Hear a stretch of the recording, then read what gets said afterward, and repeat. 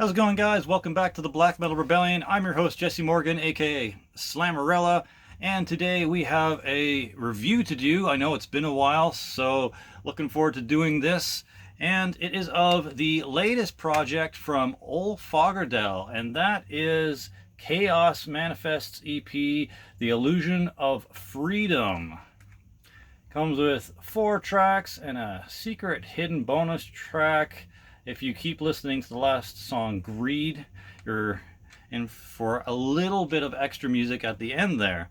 So, I just got done listening to this for a good solid 2 or 3 hours tonight to make sure I really was able to examine the music and give my thoughts about the performance and what was being delivered in this EP.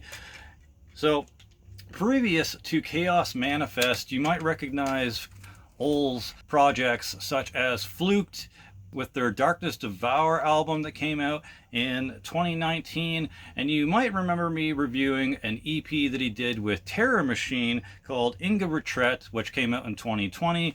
Now we're on to another new project, again, Kaos Manifest. The Illusion of Freedom came out May 27th of this year, 2021. And is a death metal project, but of course with Ol Fogardell's little blackened twist in there as well. It seems everything he touches when it comes to extreme metal has a little bit of a blackened element, whether it's his production or the guitaring or his vocals. One way or another, some blackness seeps in. So if you don't know, they're from Norway, and the other members are Fredrik Halluin. I'm sorry, I can't pronounce the O with the thing through it. They're on drums, and John Halluin Servertson is the other guitarist for this project. And let me tell you, the guitars and riffs in this are really, really good. Very fun to listen to.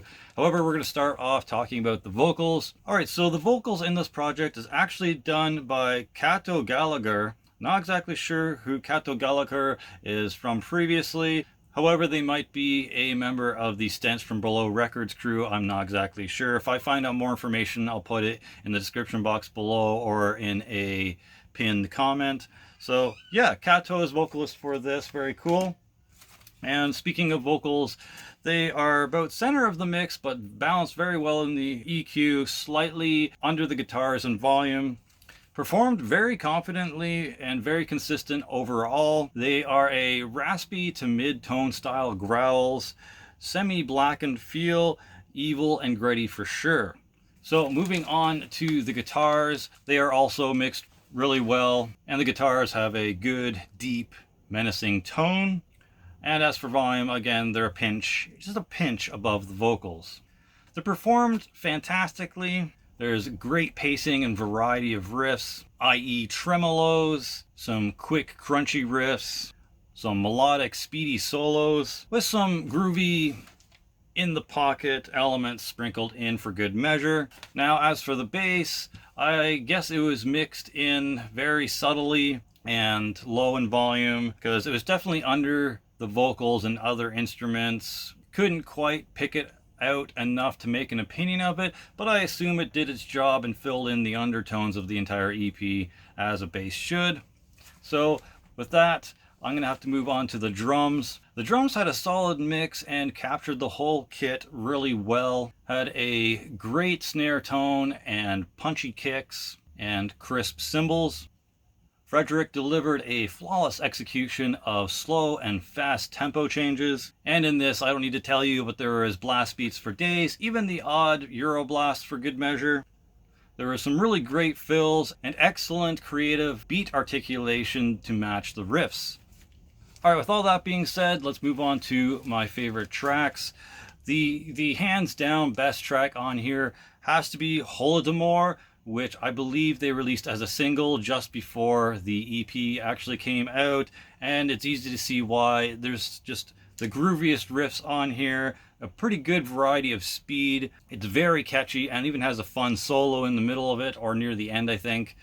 And then second was a toss-up between the first song, The Inevitable, and Sand Creek Massacre. I'm going to have to give it to Sand Creek Massacre, however, because I felt that The Inevitable was more of an intro that kind of turned into a song.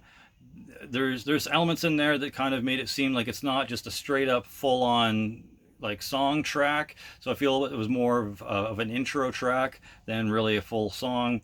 So Sand Creek Massacre took it, and in this song you have a lot of really punishing tremolo riffs, but there's also this non-deathcore style in the pocket breakdown style riff that I liked. It happens once or twice throughout the song, but in the middle it really does this cool thing. You just have to check it out and see for yourself, as well as a nice little melodic solo part. So yeah, track number 2, Sand Creek Massacre, and definitely track number 3, Holodomore, which again was a single before this EP came out, and I could definitely see why. Moving on to my overall thoughts on this. First up, the cover of this album kind of reminded me of Vile Discectomy's EP. You can see here and here for the similarities. So that was kind of neat, although completely different style of music. But moving on to the presentation, I felt it was a fantastic barrage of aggressive riffs, pounding drums, and some dark, gritty, biting vocals. For sure was a venomous, energetic attack on the senses. Another blatantly obvious win for Fagerdal and crew. It's just pure heaviness from start to finish, and a maniacal enjoyment for any extreme metal fan, for sure. So any improvements or weaknesses that I could find on this might have been maybe a more pronounced bass. I do like to hear bass in my extreme metal.